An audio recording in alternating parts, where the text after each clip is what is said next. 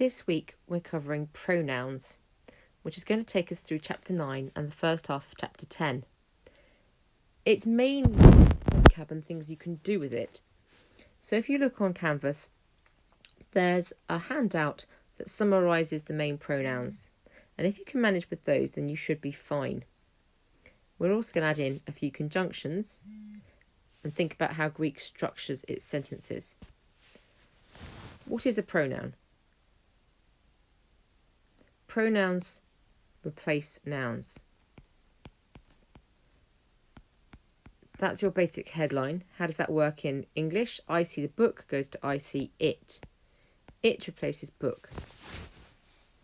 It's going to need to agree in case, gender and number with the book because it's standing in place of it. English can't really do that. Most things are going to end up as it. Greek can beautifully. In fact, it can demarcate things very nicely with its pronouns, and so you'll see a huge range of things happen. The first one you've got in the textbook is what we would call the demonstrative. And you've got two to think about, this and that.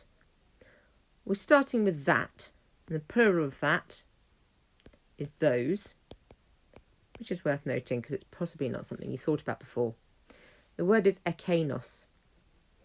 And all you're going to do is take the stem ekain and add the normal adjective endings that you've met already. Ekainos is a really simple word and one that gets used plenty in the New Testament. It points to things outside of the diegetic sphere. I've done a lot of work looking at how ekainos and hutos differ and what they point to, and there's one other demonstrative in Greek and how they vary in different kinds of Greek. I haven't fully analysed the New Testament yet, but what you get is hutos, which means this, plural these, describes something you can point to. Imagine yourself in a theatre watching the stage. When someone goes off stage, you don't think, oh look, they're going off stage. You think, oh, they're going into the next room, or they're going out of the house, or they're going to the next country. You have a concept in your head of a space that the people inhabit. That's called the diegetic sphere, and hutos points to something within that, quite possibly visibly within that, right in front of you.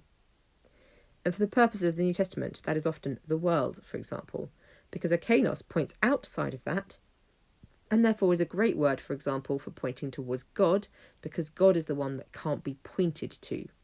So you will sometimes find that God is ekainos, the one that can't be pointed to, that is outside of our daily realm, and hutos points at things inside our daily realm. So hutos and ekainos do get used plenty. That's the basic difference between them. Ekainos is extremely easy to recognise. Ekain plus the adjective endings you've met already. Hutos is a little bit trickier. You've got the paradigm on page 101. If you have a look at it, there are a few things I'd like to point out. The first is that you vary hoot and hout, and then toot and tout. If, however, you look at the second half of the word, the reason for that becomes quite simple. The ending on hutos, houta, tutor is still your normal adjective ending,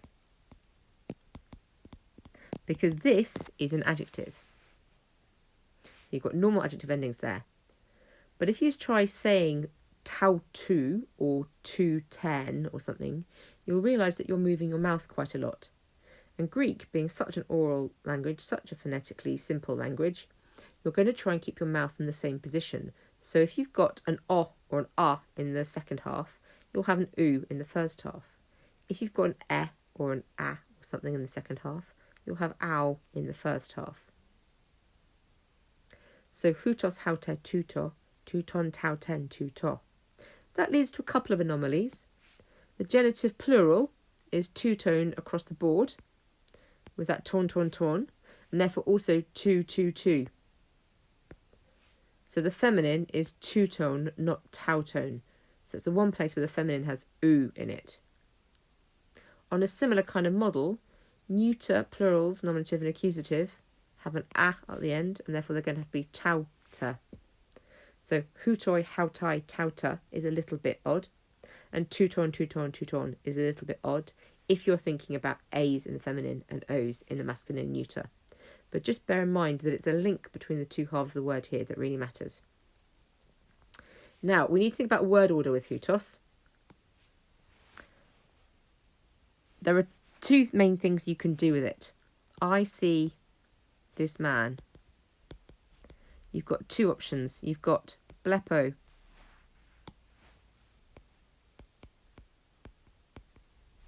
tuton, ton, anthropon.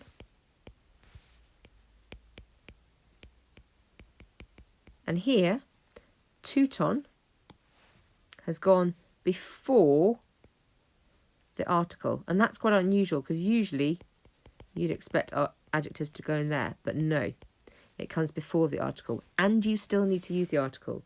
So in Greek you get I see this the man. Whereas in English you'd only say I see this man.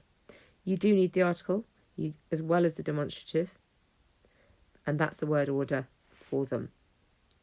It can also be used as a pronoun though. So you could just say blepo, tuton, and that will come to the same thing, where tuton is now functioning as a pronoun and not an adjective, because it's not describing anything now, it's standing in place of the noun.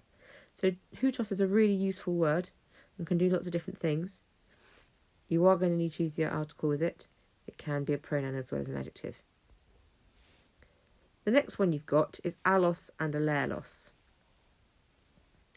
Greek is a beautifully reciprocal language. This is what we would call the reciprocal pronoun. Every time disciples sit down and talk to one another, it's alelos. Because it's got to be reciprocal, it's got to be more than one person, therefore it's only in the plural in the New Testament. So although we say alelos because that's a dictionary form, you're only actually going to see it in the plural when you read the text. And you've got alel and then your normal adjective endings. So that's easy. Allos means other. And it's al plus your normal adjective endings. So that's not a difficult word in its own right to be able to keep an eye on, but you do have to think about accents. Alla with an accent on the first syllable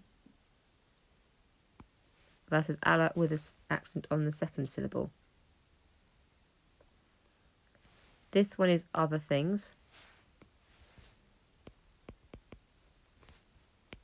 Neuter plural.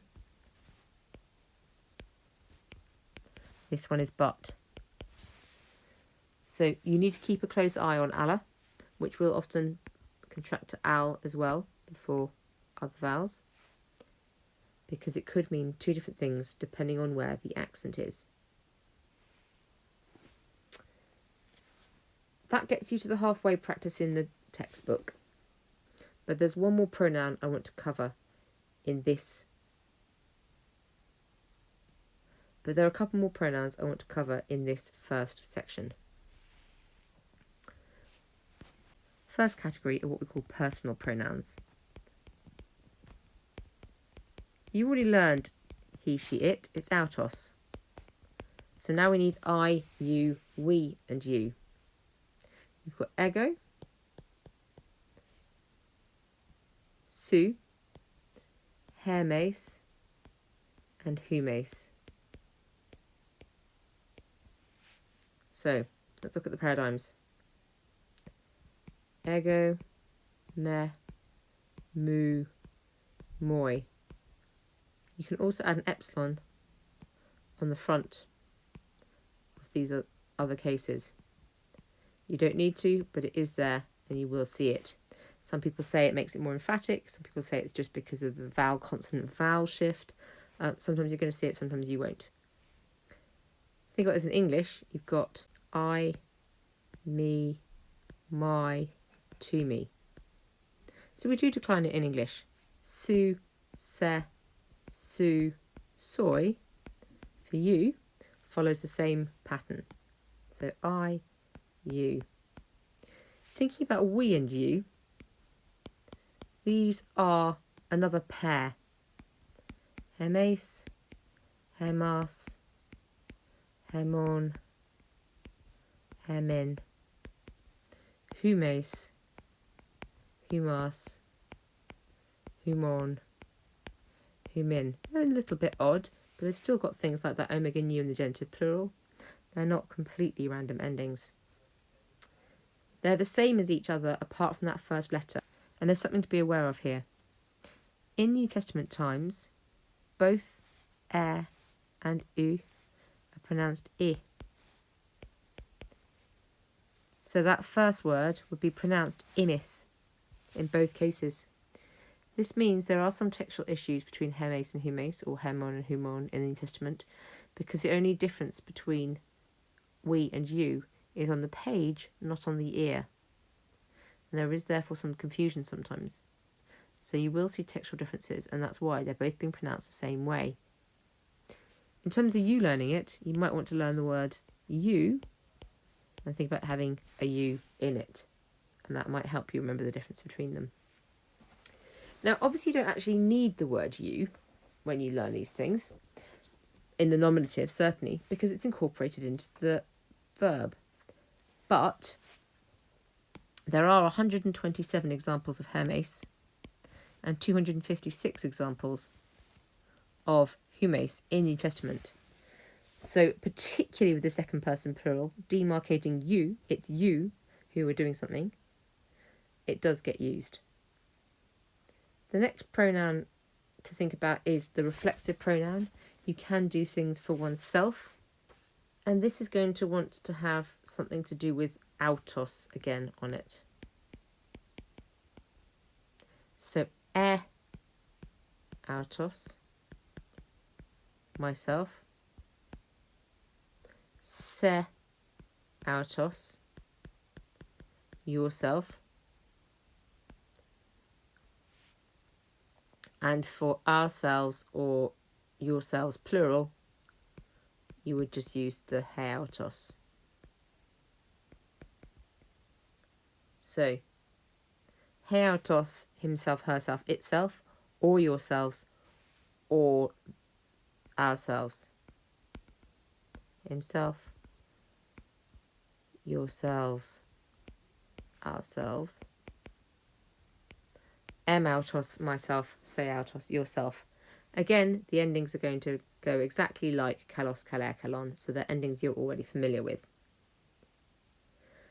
Possessive adjectives are the final thing. If I say my book, it's the same thing as saying the book of me, except my is an adjective and the book of me is a pronoun. The same is true in Greek. There is an adjective and it's emos, and it now can be declined and used in any circumstance you want. And there's a pronoun, emu, that you've already seen. There's going to be a standalone word. You may not want to use the pronoun because it may get too clunky, particularly if you've got other genitives around. You may want to use the adjective. So the adjectives are very useful. You have the word emos for my and sos for your. Fully declinable. Obviously only in the singular because it's only about I singular and you singular.